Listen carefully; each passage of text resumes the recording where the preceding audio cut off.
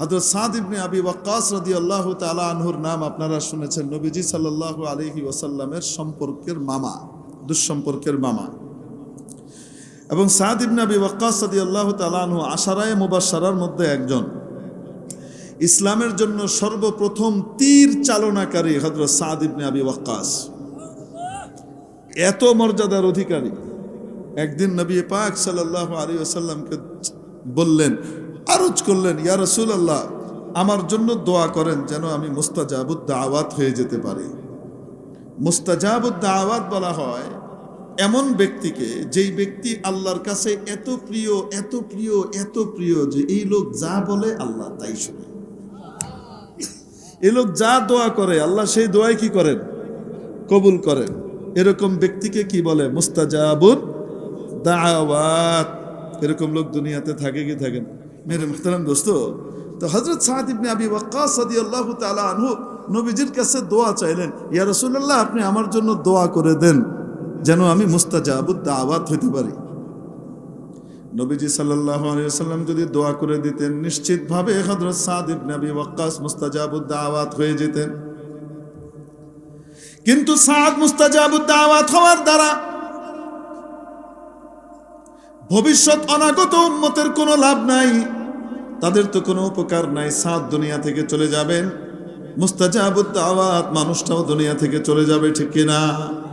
এজন্য রাসূল পাক সাল্লাল্লাহু আলাইহি ওয়াসাল্লাম মুস্তাজাবুদ দাওয়াত হওয়ার দোয়া করার পরিবর্তে হযরত সাদকে জানিয়ে দিলেন মুস্তাজাবুদ দাওয়াত হওয়ার পন্থা কি।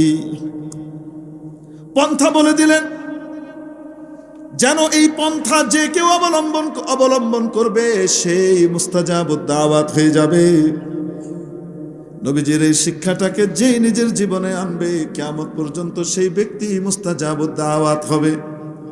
নবীজি হযরত সাদ ইবনে আবি ওয়াক্কাস রাদিয়াল্লাহু তাআলা আনহুকে বললেন, ইয়া সাদ, আতিব মাতআমাক তুস্তাজাব দাওয়াতুক। ও সাদ, তোমার পেটটাকে পবিত্র করে ফেলো, পবিত্র করে ফেলো, পবিত্র করে ফেলো। হারাম থেকেও বাঁচাও, সন্দেহযুক্ত জিনিস থেকেও নিজের পেটকে বাঁচাও। তুস্তাজাব দাওয়াতুক, তুমি মুস্তাজাবুদ দাওয়াত হয়ে যাবা, তোমার সব দোয়া কবুল হবে। হযরত সাদ ইবনে আবি ওয়াক্কাস রাদিয়াল্লাহু তাআলা আনহু নবীজির এই শিক্ষাকে এমন ভাবে পালন করেছিলেন, এমন ভাবে আমল করেছিলেন, সুবহানাল্লাহ। হারাম জিনিস তো বহুত দূরের কথা, যে জিনিসের মধ্যে সামান্য সন্দেহ হতো মাকরুহ হওয়ার, সেই সন্দেহযুক্ত জিনিস হযরত সাদ কখনো খেতেন না, ব্যবহার করতেন না। এবং এটার ফলাফল এমন হলো, হযরত সাদ এমন মুস্তাজাবুদ দাওয়াত হয়ে গেলেন, গোটা সাহাবীদের মধ্যে, সকল সাহাবীদের মধ্যে হযরত সাদ মুস্তাজাবুদ দাওয়াত হিসেবে খ্যাতি লাভ করলেন। একদিনের ঘটনা, হযরত ওমর রাদিয়াল্লাহু তাআলা আনহুর সাথে হযরত সাদের বচসা হয়ে গেল, কথা কাটাকাটি হয়ে গেল। আরে হয় কি হয় না? মানুষের ভিতরে, আপসের ভিতরে কথা কাটাকাটি হয় কি হয় না? হযরত সাদ ইবনে আবি ওয়াক্কাস রাদিয়াল্লাহু তাআলা আনহুর সাথে হযরত ওমরের কিছু কি হচ্ছে, কথা কাটাকাটি হচ্ছে। ওমর কেমন মানুষ আপনি তো জানেন, হ্যাঁ, ঠান্ডা কন্যা, কেন কেউ কইলেই ঘুরে যায়, হ্যাঁ, আরে বাপ রে বাপ। রাসূলুল্লাহ সাল্লাল্লাহু আলাইহি ওয়াসাল্লাম বলেন, লাউ সালাকা উমরু ফি ফাজ্জিন লাসালাকা শাইতানু ফি ফাজ্জিন আখার। ওমর যে রাস্তা দিয়ে যায়, শয়তান আর ওই রাস্তায় থাকে না, হে আরেক রাস্তা দিয়ে যায়, ওই রাস্তায় সে থাকে না। বুঝেন নাই মনে হয়? কারণ শয়তান মিয়া জানে অন্য কেউ ধরলে ছেড়ে দিবে, এ যদি ধরতে পারে তাহলে কোনো মুক্তি নেই, মারার আগে ছাড়বে না। আল্লাহ যদিও কিয়ামত পর্যন্ত বাঁচবার অনুমতি দিয়ে রাখছে, ইন্নাকা মিনাল মুনদারিন, কিয়ামত পর্যন্ত তোকে ছাড় দিয়ে দেওয়া হলো, তুই বেঁচে থাকবি। ওমর যদি ধরতে পারে, বেঁচে হয়তো থাকবো, কিন্তু লুলা বানায় লেবে জীবনে লেগে ছাড়বে না, যেটা জানে। আর যেই ছাড়ুক না কেন, তো শয়তান মিয়া আরেক রাস্তা দিয়ে যেত।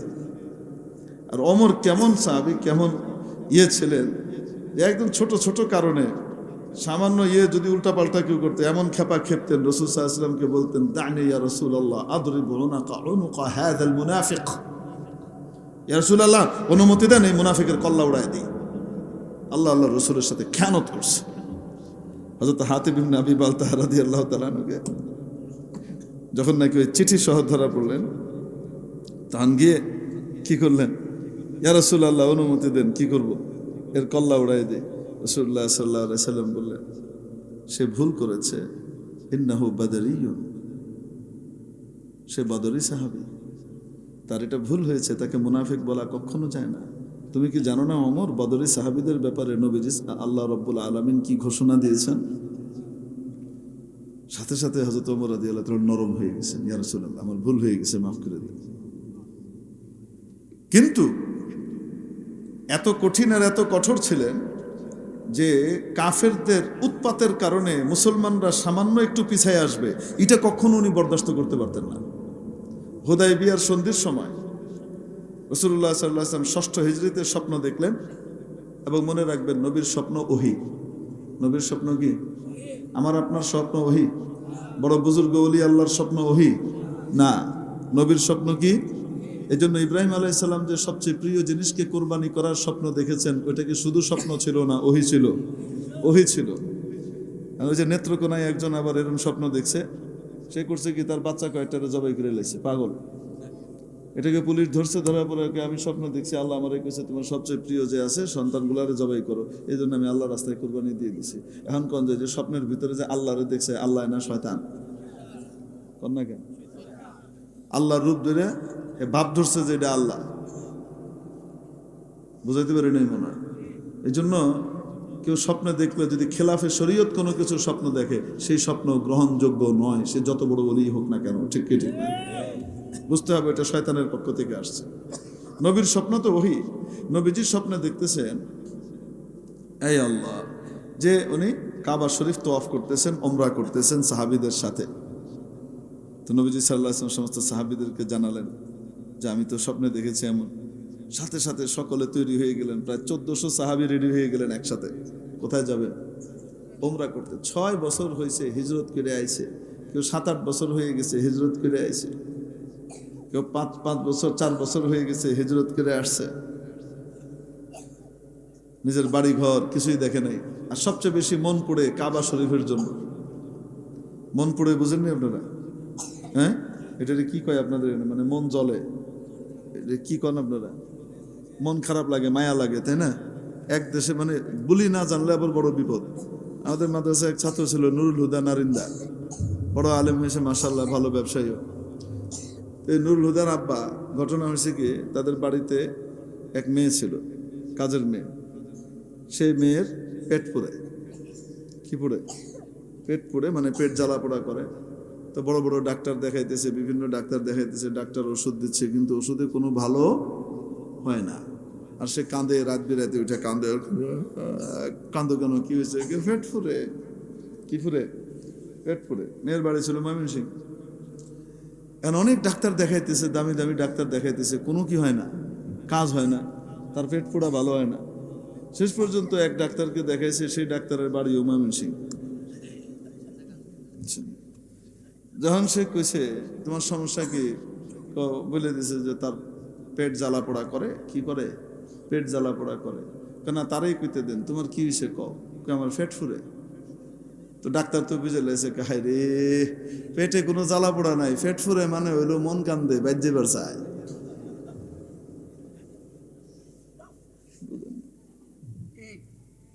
তো ভাষার ভাব না বুঝলে তো বড় বিপদ। ওষুধের পর ওষুধ খাওয়াইতেছে, ডাক্তারের পর ডাক্তার চেঞ্জ করতেছে, আসলে তো পেট জ্বালা পোড়ার রোগই নাই। তার এলাকায় পেট ফোড়া মানে হইলো কি কান্দে? মন কান্দে, মন কান্দে। তো মেরে মোহতারাম দোস্ত,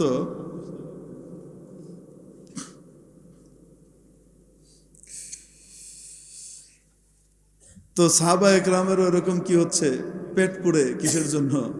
কাবা শরীফের জন্য, যে হিজরত করে চলে আসছে। যেমনি রাসূল সাল্লাল্লাহু আলাইহি ওয়াসাল্লামের স্বপ্ন দেখছেন, শুনছে, সমস্ত সাহাবী রেডি হয়ে গেছে, খাসসাতান খুসুসান মুহাজিরিন যারা হিজরত করে আসছেন, সব কই যাবে? মক্কা যাবে।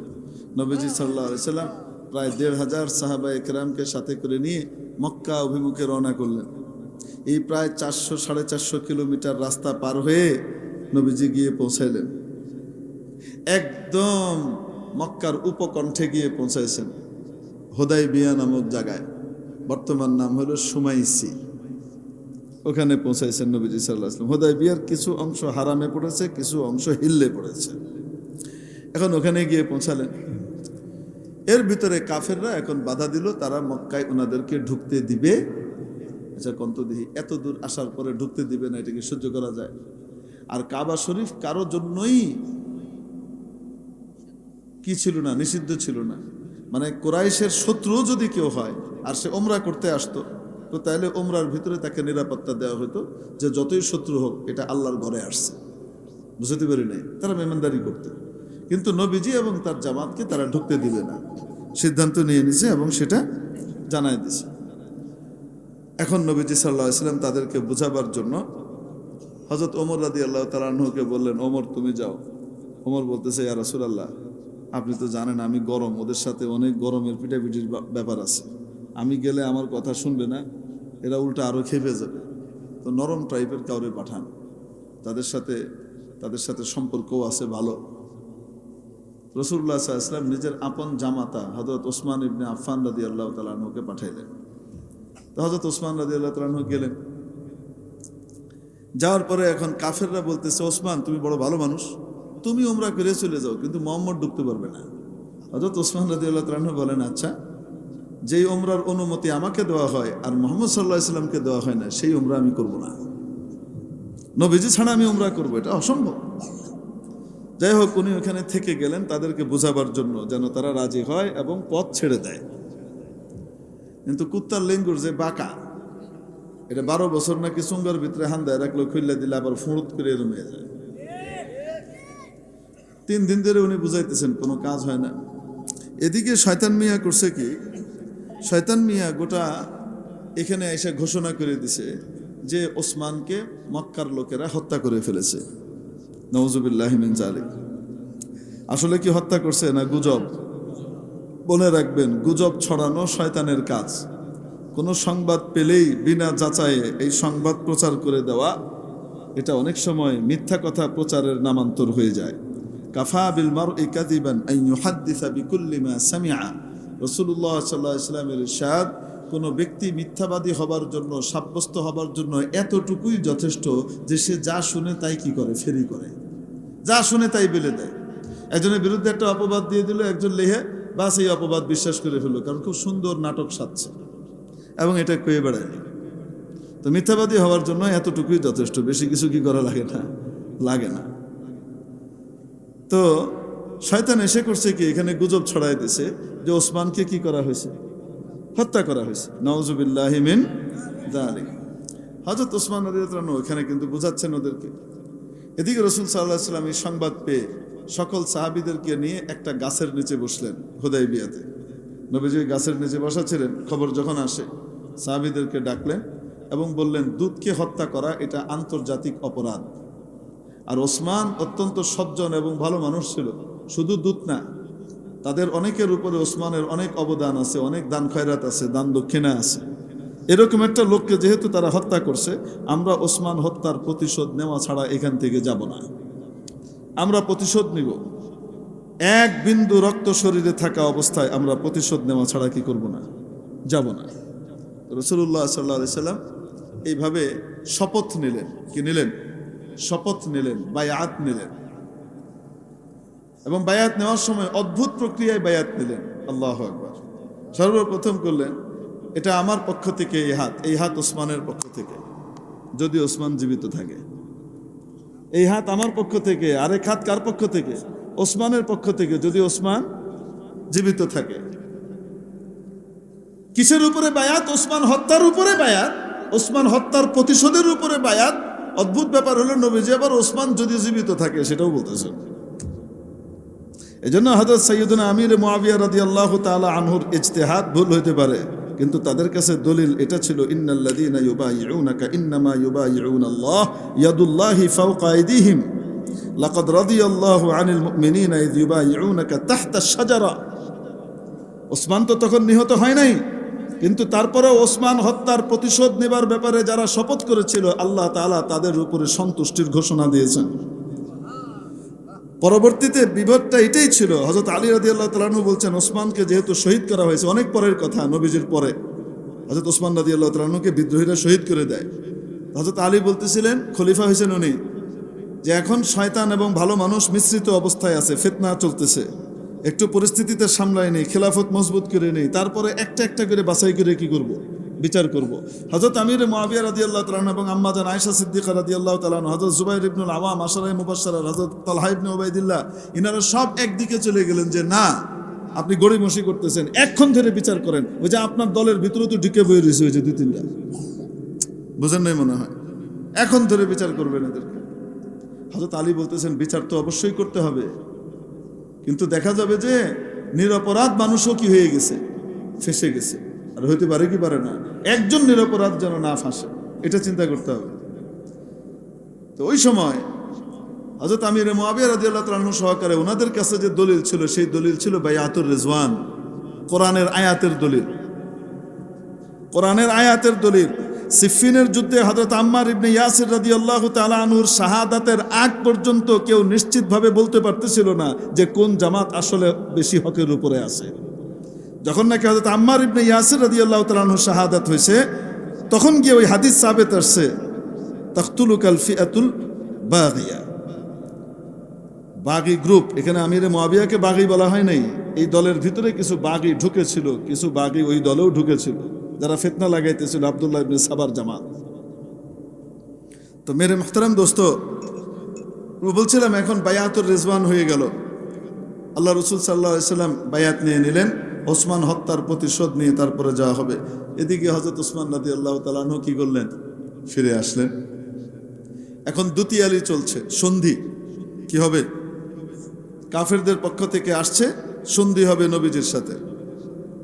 নবীজি সাল্লাল্লাহু আলাইহি ওয়াসাল্লাম সন্ধি করলেন। আয় হায় হায়, সন্ধির যে ধারাগুলা সবগুলা মুসলমানদের জন্য অপমানকর, সবগুলা ধারাই মুসলমানদের জন্য কি বলেন, অপমানকর। উনি সন্ধি করতেছেন।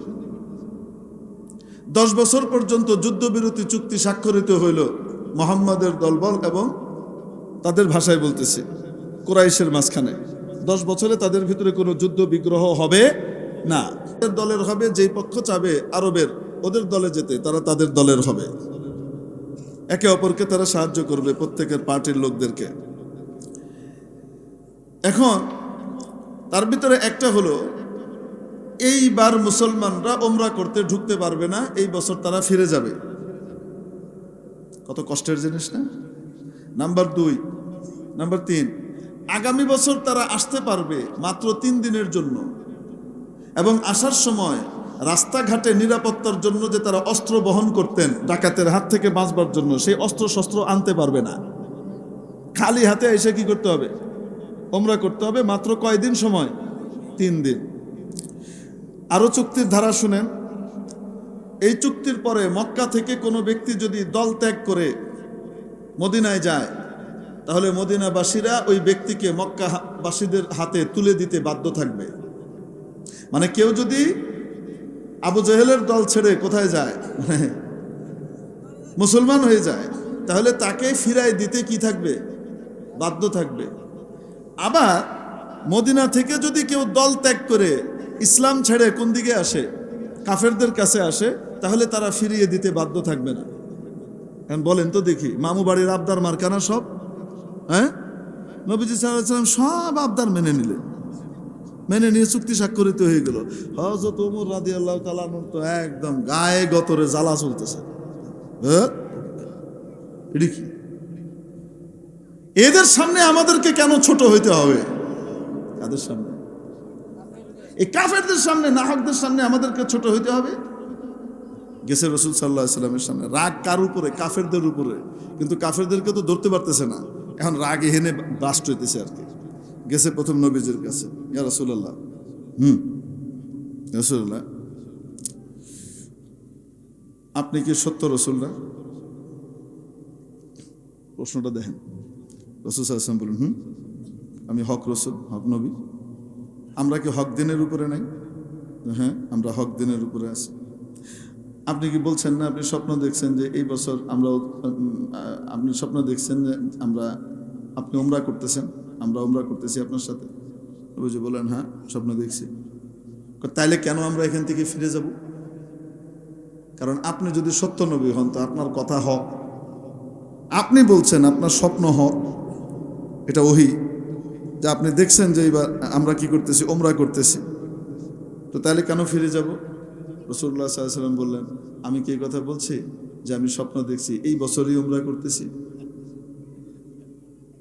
এখন চুপ হয়ে গেছে, কিন্তু রাগ তো থামে নাই। নবীজির সামনে থেকে গেছে আবু বকরের কাছে। আবু বকর, উনি কি সত্য রসুল না? হ্যাঁ সত্য রসুল। আমরা কি হক দিনের উপরে নাই? হ্যাঁ হক দিনের উপরে আছে।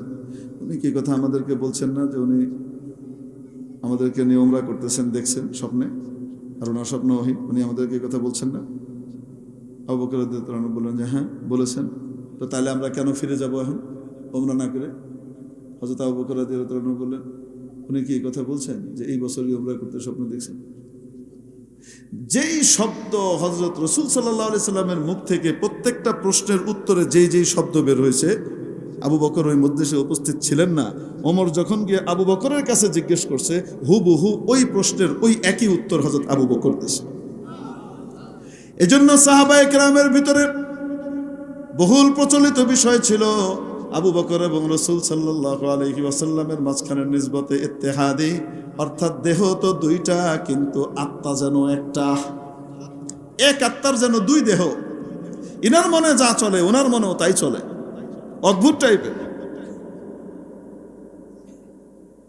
মন্তু সুদম তু মনসুদি মন্তান সুদম তু জাসুদি তা কাসনা গোয়াদ বাদাজি মন্দি গরম তু দিগারি, নিসবতে ইত্তেহাদি ছিল। এখন হযরত ওমর রাদিয়াল্লাহু তাআলা চুপ হয়ে গেছেন, আর কিছু বলতে পারতেছেন না, কিন্তু গা কিড়মিড় করতেছে কিনা। রাসূলুল্লাহ সাল্লাল্লাহু আলাইহি ওয়াসাল্লাম সবাইকে আদেশ করলেন, তোমরা কি করো, মাথা মুন্ডন করে ফেলো, করে ফেলো, কারণ মাথা না মুন্ডাইলে তো হালাল হবে না, বাড়িতেও ফিরতে পারবে না। এই হেরাম নিয়ে কয়দিন থাকবে? কেউ কি করে না, মাথা মুন্ডন করে না। রাসূলুল্লাহ সাল্লাল্লাহু আলাইহি ওয়াসাল্লাম এত ব্যথিত হলেন, আম্মা জানের ঘরে ঢুকলেন। ওই সফরে আম্মা জান ছিলেন হযরত উম্মে সালামা রাদিয়াল্লাহু তাআলা আনহা। ঢুকে গিয়ে বলতেছেন, লাকাদ আসানি কওমু আবিক, তোমার বাপের কওম আমার নাফরমানি করতেছে। মানে এত রাগ হয়েছেন, কি বলতেছেন, তোমার বাপের কওম জাত আমার কি করতেছে, নাফরমানি করতেছে। এটা খুব স্বাভাবিক জিনিস। মানুষ যখন ক্রেডিটের বিষয় আসে, দেখো আমার ছেলে কি রেজাল্ট করেছে, আর যখন নাকি আরেক বাড়ির কাঁচ ভেঙে আইছে, বিচার আইছে, তখন কানটা দিলে দেখো তোমার ছেলে অন্য বাড়ির কাঁচ ভেঙে আইছে, এই যে দেখো। ঠিক কি ঠিক না? এটা মানুষের তবেই স্বভাব। লাকাদ আসানি কওমু আবিক, তোমার বাপের কওম আমার কি করতেছে, নাফরমানি করতেছে। হযরত উম্মে সালমা রাদিয়াল্লাহু তাআলা আনহা ওই সময় একদম মায়ের ভূমিকায় আসলেন, উম্মতকে বাঁচিয়ে নিলেন। মারা যেমন বাপের গোস্বা থেকে বাচ্চাদেরকে কন্যা কেন আগলায় রাখে কি রাখে না, এক্সেপ্ট আমার মা। আর আব্বা ঠান্ডা, আর আম্মা হলো ডান্ডা। একদম ছোটবেলাতেই আমরা বহুত বড় হওয়ার পরে বুঝছি যে আমরা আম্মা আমাদেরকে মায়া করে। কথার আগেই মায়ের থাপ্পড় কোনো ইয়ে নেই, কিছু হওয়ার আগে মানে মায়ের খাইয়ে আইসি বাইরে থেকে, এর উপরে আবার মায়ের, কেন মায়ের খাইলি কেন, তোকে কেন মায়ের দিল, নিশ্চয়ই তুই কিছু করছিস। দেখছেন কারবার, খেলার ভিতরে কিছু ডান পিঠে পোলাবেন থাকে না, যারা এমনি খামাখা মারামারি করে, ধরে মায়ের একটা দিয়ে দিছে, আইসি কানতে কানতে, এরপরে আবার মায়ের। এই জন্য এরপর থেকে ঠিক ছিল, কোনো সময় মায়ের খেলে বাড়িতে কোন যাবো না, চোখ টোক মুইছে একদম হিঁচকাইতে হিঁচকাইতে ভিতরে ঢুকতেছি। ছোটবেলার কথা। তো মারা কিন্তু সাধারণত কি করে, বাপের গোস্বা থেকে বাচ্চাদেরকে কি করে, আগলায় রাখে, বাঁচিয়ে রাখে, সামলায়।